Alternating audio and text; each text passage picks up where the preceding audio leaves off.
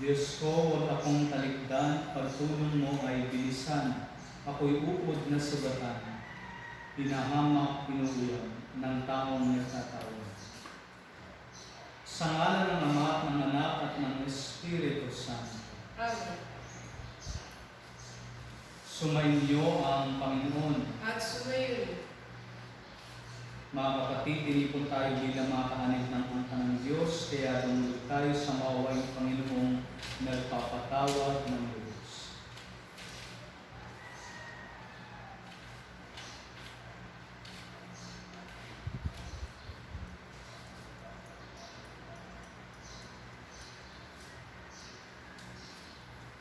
Sinubong tagapagpagaling sa mga nagsisisi, Panginoon, kaawaan mo kami. Panginoon, kaawaan mo kami. Dumating na tagapag-anyaya ang mga makasalanay magsisi, Kristo, kaawaan mo. Kristo, kaawaan mo kami. Nakaluklo ka sa kanan ng Diyos Ama para ipamagitan kami, Panginoon, kaawaan mo kami. Panginoon, kaawaan mo kami. Kaawaan tayo ng makapangyarihang Diyos, patawarin tayo sa ating mga kasalanan, at patnubayan tayo sa buhay na walang hanggan. Amen. Manalangin tayo.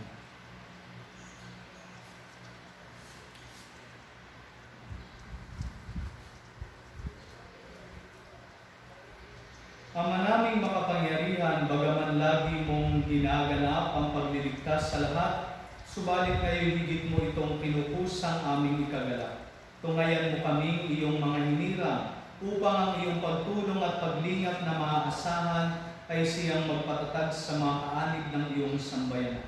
At sa mga magiging kaanib pa, pagsapit ng pagkabuhay sa pamagitan ni Jesucristo, kasama ng Espiritu Santo, magpas sa walang hanggan. Amen. Pagbasa mula sa aklat ni Propeta Ezekiel. Ito ang ipinasasabi ng Panginoon.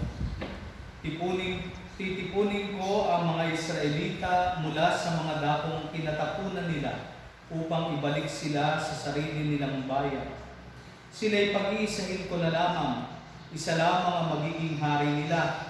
Hindi na sila mahahati. Sila'y gagawin kong isa na lamang hari.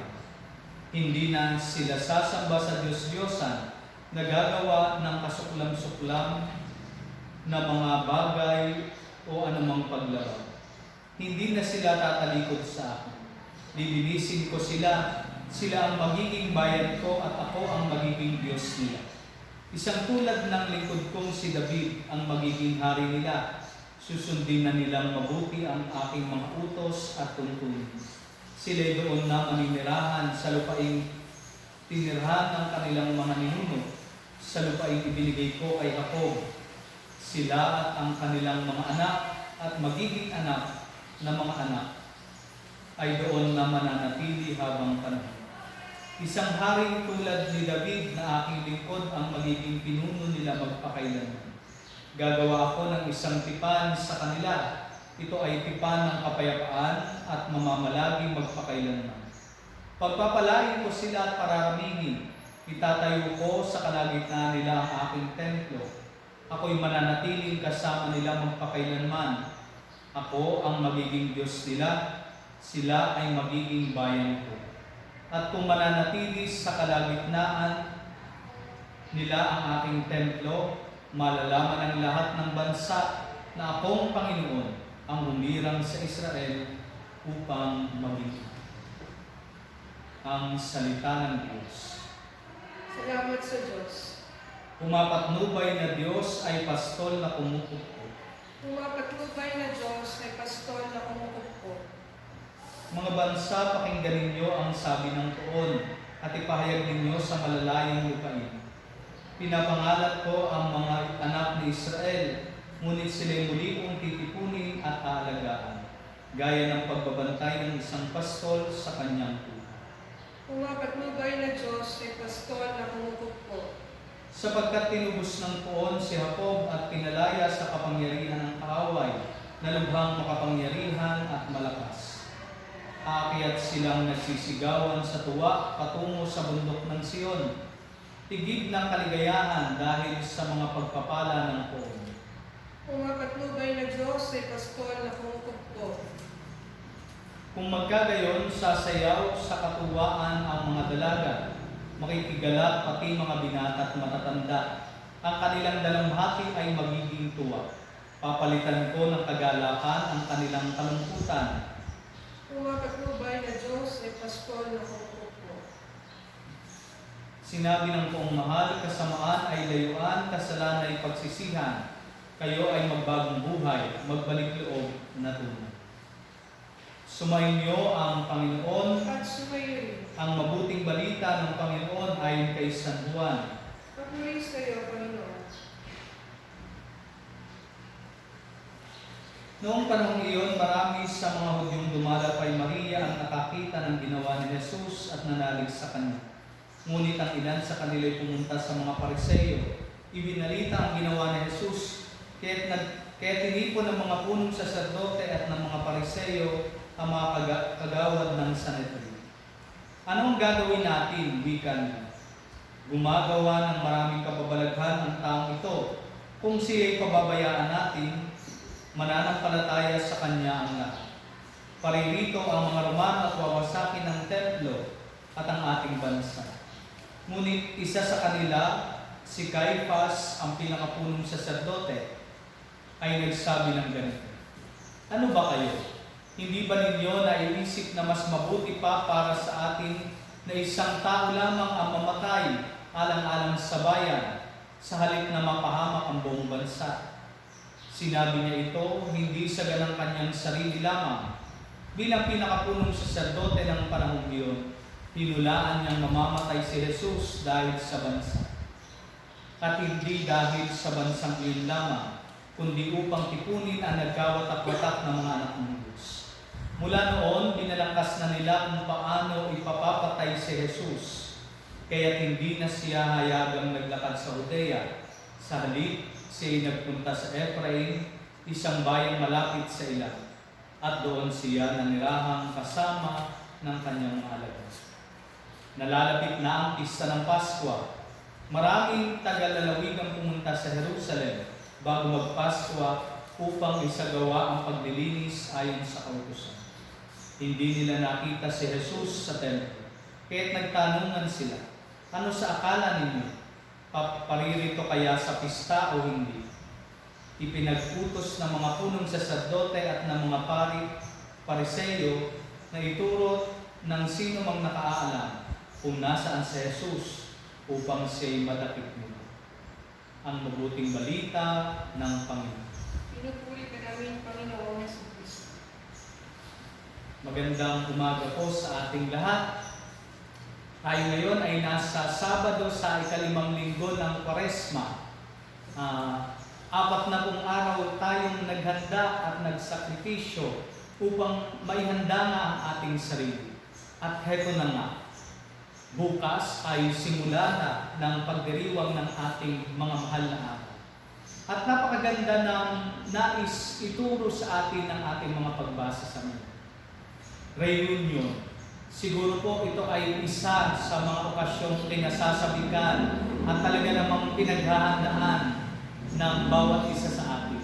Reunion ng pamilya, reunion ng mga magkakaklase, reunion ng mga magkakabarkada, reunion ang daan upang mabalikan at magkasama-samang muli ang mga nagkahiwa-hiwalay.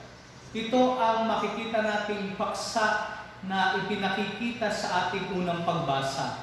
Ninanais ng Diyos na magkaroon ng reunion, to be reunited once again.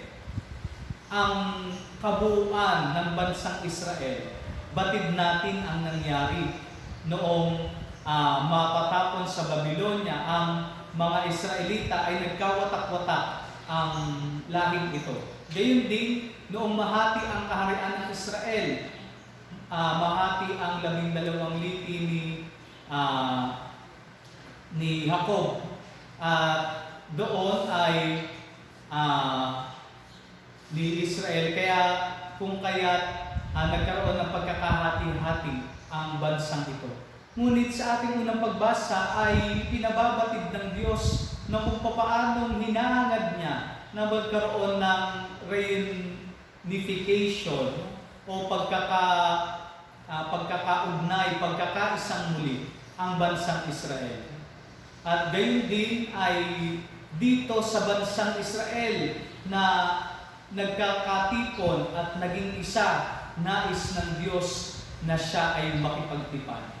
Subalit, hindi lamang ang pagkakatipon ng kabuuan ng lipi ni Israel ang tinutukoy ng ating unang pagbasa. Higit sa lahat, ito ay sumasalamin sa napakalaking naging pita sa ugnayan ng Diyos at ng tao noong magkasala ang ating mga unang magulang. Kung babalikan natin sa Genesis, doon unang nagkaroon ng pagkakahiwalay. At kung tutuusin, ito ang pinakang nag-iisang sabi nga ay ninanais ng Diyos na magkaroon ng reunion o reunification. Ang Diyos at ang tao. At ito po mga kapatid ang makikita natin sa ating mabuting balita kung papaano ninanais ng mga punong saserdote at ng Sanhedrin na si Jesus ay dakpin at ipapatay. At nagmula sa kaisipan ni Caiphas, ang punong saserdote, ang katagang ito, na mas mabuting mamatay ang isang tao para sa kapakanan ng bansa. Subalit kung ating pong babalikan, ito ay katuparan ng plano ng Diyos. Dahil alam natin na ang pag-aalay ng buhay ni Jesus, ng anak ng Diyos, ang tanging paraan lamang upang magkaroon ng, sabi nga, reunion ang Diyos at ang tao. Sapagkat hindi natin kayang ibalik ang ugnayang naputol sa ganang ating sarili lamang. At ito ang pinakang dahilan, ang theological na implikasyon kung bakit kailangang mamatay ni Jesus para sa ating mga kasalanan.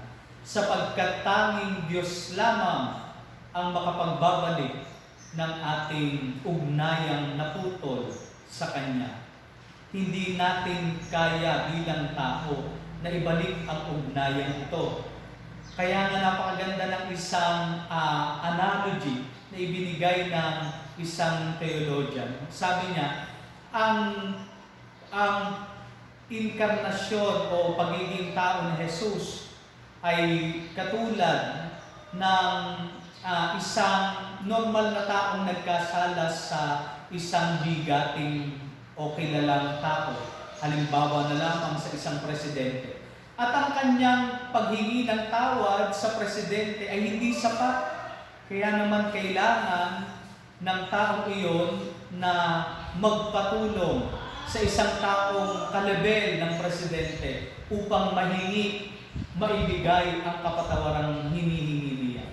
At sa ganito ring paraan, ang Diyos na kung saan tayo ay sumuway at nagkasala, ang tanging makapagbibigay din sa atin ng kapatawaran.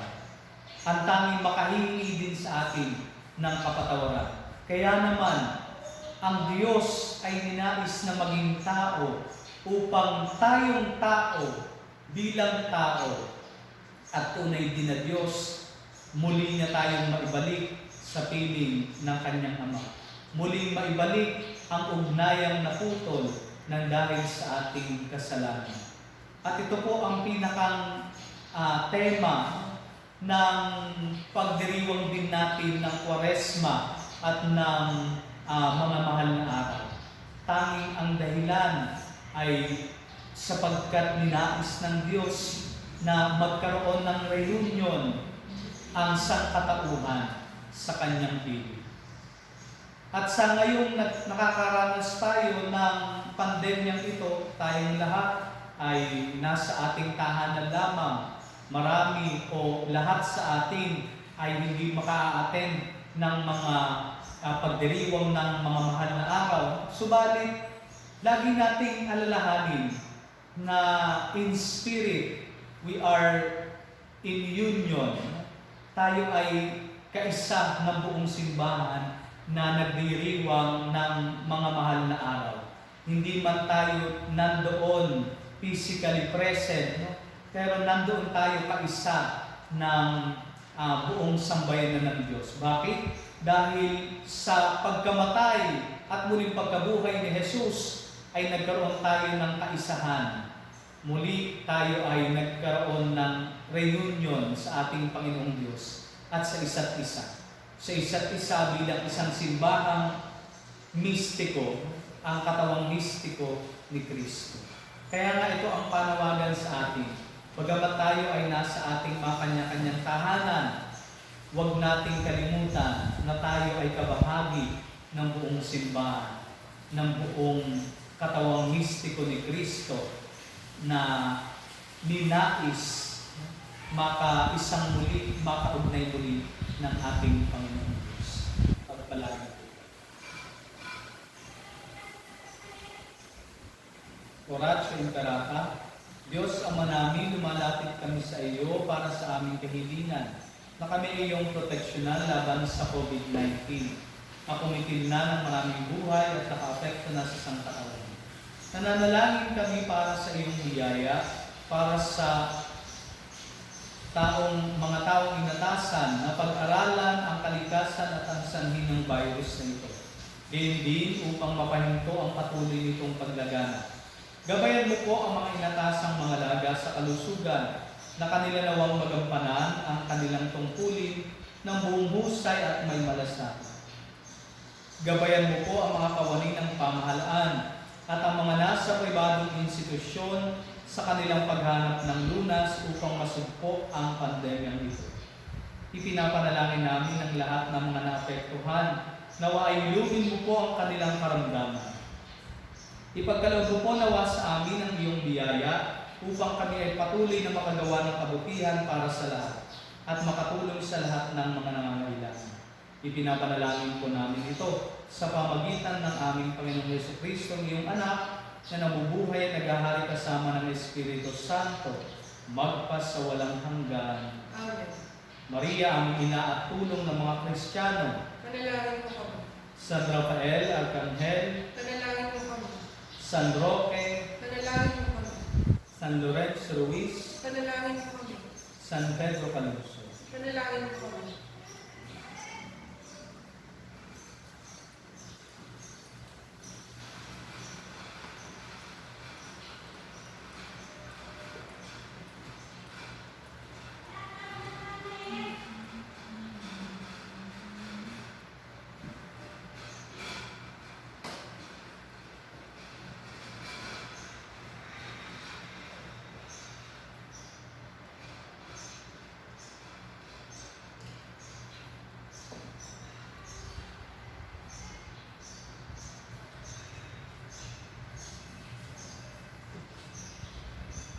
Papuri-puri ka, Diyos, sa mga lumikha sa sanlibutan, sa iyong kagandahan loob na itong aming mayaalay mula sa lupa at bunga na aming paggawa, ang tinapay nito para maging pagkain ng bibigay ko. Papuri-puri ang buong may kapal ngayon at kailanman.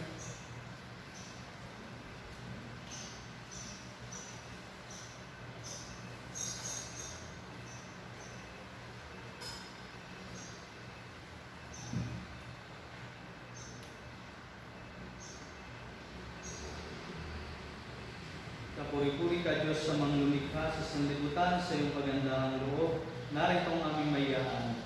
Mula sa lupa at mula sa katas ng ubas at bunga ng aming paggawa, ang alak na ito para maging inumin ng bibigay ng buong Espiritu. Papuri-puri ang buong may kapal ngayon at kailanman.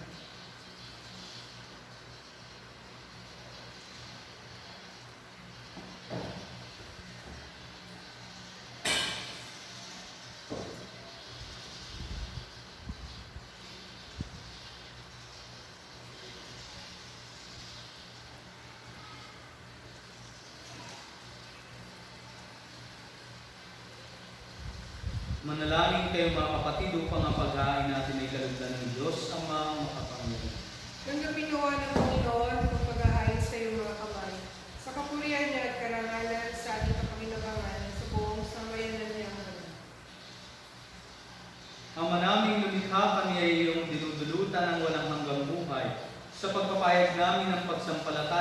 iyong ngalan. Sa pagdiriwang ng muling pagsilang noon kami binyagan. Tanggapin mo ang aming mga alay at panalangin upang ang mga umaasang magiging kaanib ng sambayanan ay huwag masiphayo sa kanilang inaasam. At ang mga umaasang patatawarin sa kasalanan ay tumanggap ng kanilang nilulunggating makamtan. Sa pamagitan ni Jesucristo, kasama ng Espiritu Santo, magpasawalang hanggan. Amen. Sumainyo ang Panginoon. At sumayo, Itaas sa Diyos ang inyong puso at diwa. inaasa namin sa Panginoon. Pasalamatan natin ang Panginoong ating Diyos. Marapat na siya ay pasalamat. Ama naming makapangyarihan, tunay nga marapat na ikaw ay aming pasalamatan sa pamagitan ni Jesucristo na aming Panginoon. Sa pagbabakasakali mong kami bubuti, isinugo mo si Jesucristo upang pangunahan kami. Bilang pagsunod sa iyong atas na bigay, ipinahayag ng iyong anak ang iyong kalooban na ang mga apit-bukha ay kanyang damayan. Ngayon ay iyong inihahandog ang pagkakataong aming maisaloob ang kanyang ganap na at kusang paglilingkod upang sa iyo lagi kami makasunod. Kaya kaysa ng mga anghel na nagsisiawit ng papuri sa iyo nang walang humpay sa kalangitan, kami nagbubunyi sa iyong kadakilaan. Santo, Santo, Santo, Panginoong Diyos ng mga upo, napupuno ang langit at lupa ng kadakilaan mo. Hosana sa kaitaasan. Pinagpala ang naparirito sa ngalan ng Panginoon. Hosana sa kaitaasan. Ama naming banal, ikaw ang bukal ng tanang kabanalan. Kaya't sa pamagitan ng iyong Espiritu, gawin mong banal ang mga kaloob na ito upang para sa aming maging katawan at dugo ng aming Panginoong Jesucristo. Bago niya pinagtis ang kusang loob na maging handog, hinawakan niya ang tinapay. Pinasalamatan kaniya, pinaghati-hati niya iyo. Iniabot sa kanyang mga alagad at sinabi, tanggapin ninyong lahat ito at kanin. Ito ang aking katawan na ihahandog para sa inyo.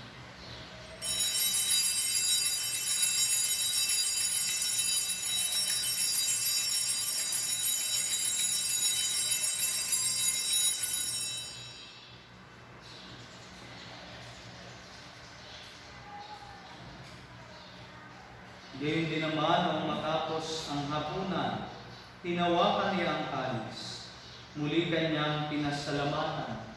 Iniabot niya ang kalis sa kanyang mga alagad at sinabi, tanggapin ninyong lahat ito at inumin.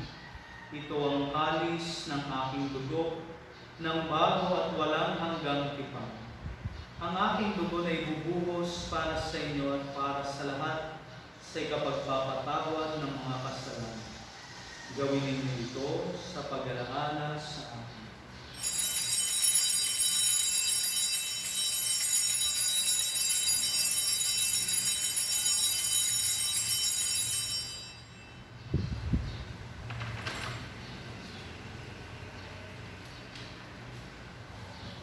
Ipagbunyi natin ang misteryo ng pananampalataya. Si Kristo'y namatay, si Kristo'y nabuhay, si Kristo'y babalik sa wakas ng panahon. Ama, ginagawa namin ngayon ang pag-alala sa pagkamatay at muling pagkabuhay ng iyong anak, kaya't iniaalay namin sa iyo ang tinapay na nagbibigay buhay at ang kalis na nagkakaloob ng kaligtasan. Kami nagpapasalamat dahil kami yung minarapat na tumayo sa harap mo para maglingkod sa iyo. Isinasamo namin kami magsasalo-salo sa katawan at dugo ni Kristo ay mabuklod sa pagkakaisa sa pamagitan ng Espiritu Santo. Ama, lingapin mo ang iyong simbahang laganap sa buong daigdig. Puspusin mo kami sa pag-ibig. Kaysa ni Francisco na aming Papa, ni Buenaventura na aming Obispo at ng Tanang Kaparian. Alalahanin mo rin ang mga kapatid naming nahimlay na may pag-asang sila'y muling mabubuhay, gayon din ang lahat ng mga pumatay.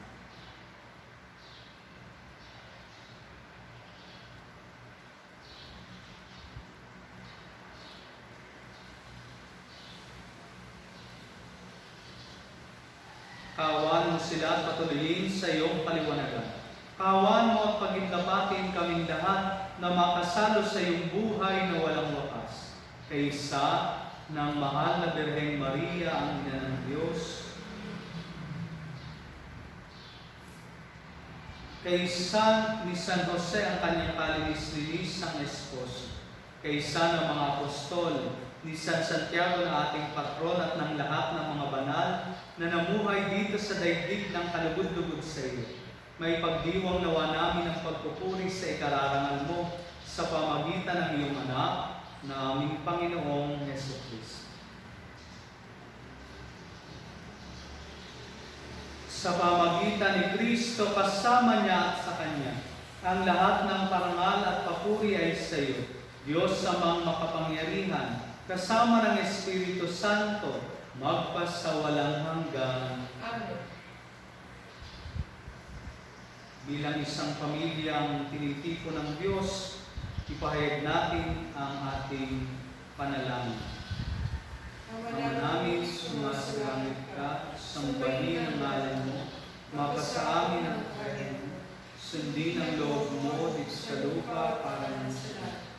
Bigyan mo kami ngayon ng aming kakanin sa araw-araw, at patawarin mo kami sa aming mga sala, para ng pagpapatawad namin sa nagkakasala sa amin.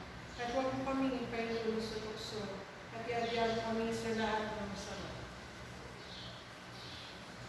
Hinihiling namin kami iadyas sa lahat ng masama, pagkalooban ng kapayapaan araw-araw, iligtas sa kasalanan at ilayo sa lahat ng kapamakan. Samantalang aming pinananabikan ang dakilang araw ng pagpapahayag ng tagapagligtas namin si Jesucristo. Sapagkat iyo ang kaharian at ang kapangyarihan at ang kapurihan magpakailanman. Amen.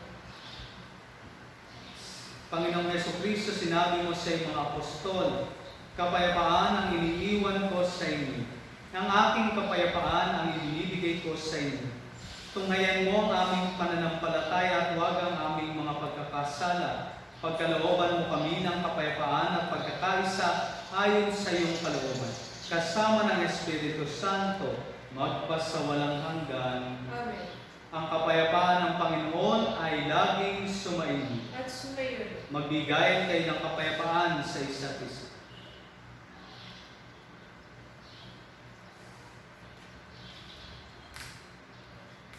Kordero ng Diyos na nag-aalis sa mga kasalanan ng sanlibutan, maawa ka sa amin. Kordero ng Diyos na nag-aalis sa mga kasalanan ng sanlibutan, maawa ka sa amin. Kordero ng Diyos na nag-aalis sa mga kasalanan ng sanlibutan, ipagkaloob mo sa amin ang kapayapaan.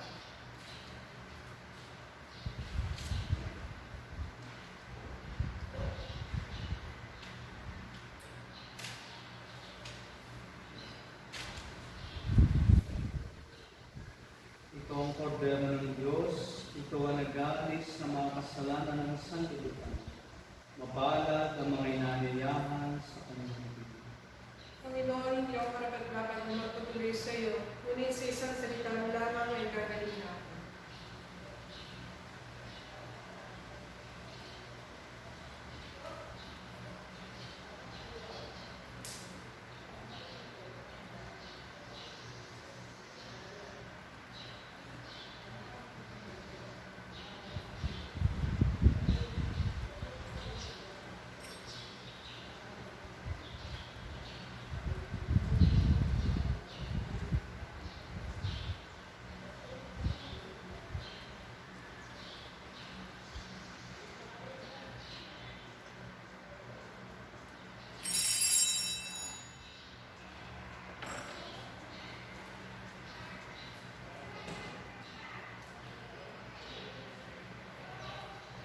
Si Kristo ay inihangin upang sa Kanya itipunin ang nawalay sa supling ng Poong Diyos na butihi may malasakit sa atin.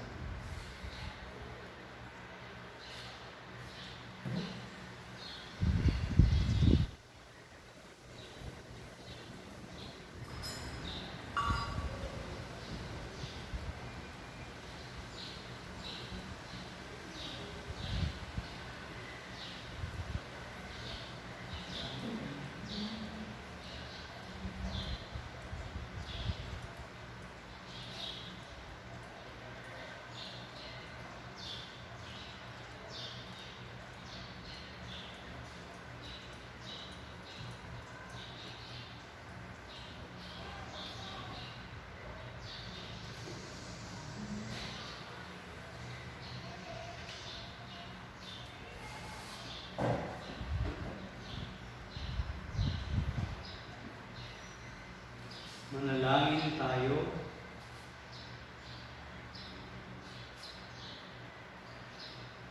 Ama naming mapagmahal, kaming iyong pinapagsalo sa katawan at dugo ng anak mo ay maging hindi nawa naiiba sa Kanya sa pagtataglay ng buhay mong sa amin ay Kanyang panan. Kasama ng Espiritu Santo, magpasawalang hanggan. Amen. Sumayin niyo ang Panginoon At sumayin. at away pagpalain kayo ng ating dakila at makapangyarihang Diyos, Ama at Anak at Espiritu Santo. Amen. Ang misa ay naialay na, umayo kayo sa kapayapaan upang ang Panginoon ay mahalin at paglingkod. Salamat sa Diyos.